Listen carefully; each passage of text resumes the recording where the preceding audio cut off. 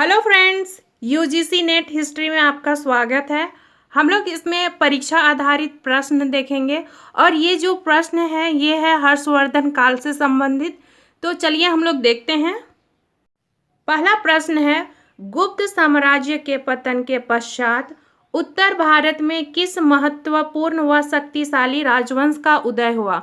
मतलब कि श्री गुप्त द्वारा स्थापित गुप्त साम्राज्य, उसका जब अंत हो जाता है, वो जब खत्म हो जाता है, उसके बाद उत्तर भारत में कौन सी शक्तिशाली राजवंश का उदय होता है, तो वो है वर्धन वंश या हर्षवर्धन वंश। बाणभट्ट की प्रसिद्ध रचना हर्षचरित में वर्धन इतिहास का सर्वप्रथम स्रोत है। इस ग्रंथ को कितने अध्याय खंड में वर्गीकृत किया गया है। मतलब कि बाणभट्ट की जो ग्रंथ है हर्षचरित, इसमें वर्धन वंश का इतिहास है। तो इस बुक में कितने अध्याय है, कितने चैप्टर है, इसे कितने खंडों में विभक्त किया गया, तो इसका आंसर होगा 8 अध्याय में।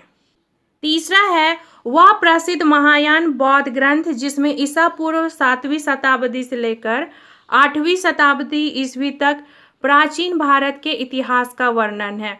मतलब कि इसमें पूछा जा रहा है ऐसा कौन सा बौद्ध धर्म में महायान शाखा से संबंधित ग्रंथ है जिसमें ईसा पूर्व 7वीं शताब्दी से लेकर 8वीं शताब्दी ईस्वी तक का भारत का इतिहास वर्णन है।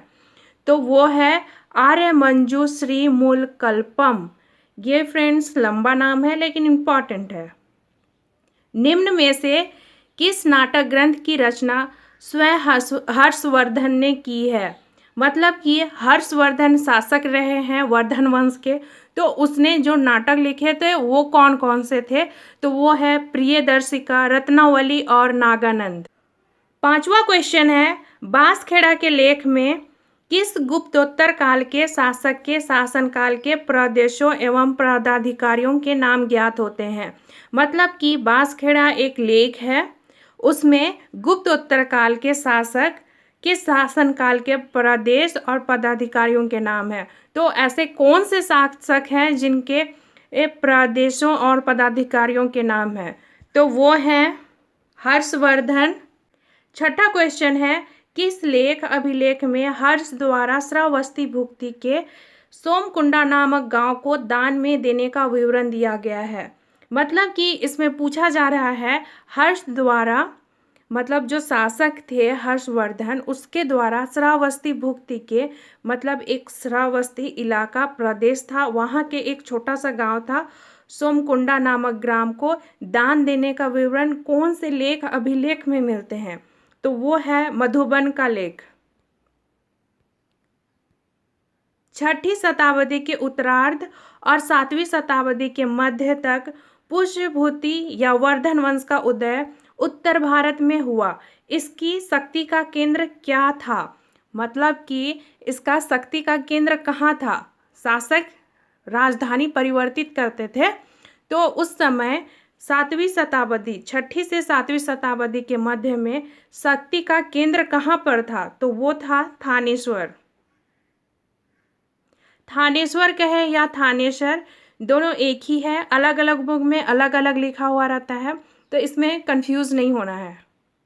निम्न में से कौन हर्षवर्धन का अभिलेख नहीं है।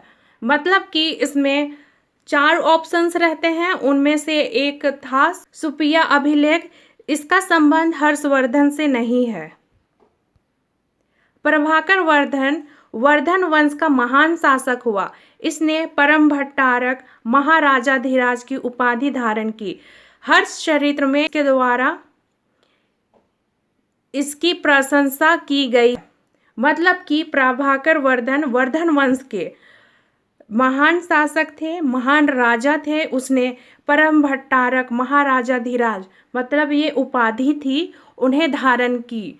तो हर्षचरित्र में इस चीज, ये बातें कौन बता रहा है, इस प्रश्न का यही क्वेश्चन है, इसमें यही पूछा जा रहा है।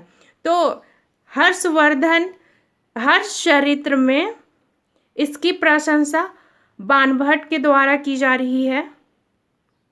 पुष्यभूति या फिर वर्धन वंश का अंतिम शासक कौन था? तो हर्षवर्धन।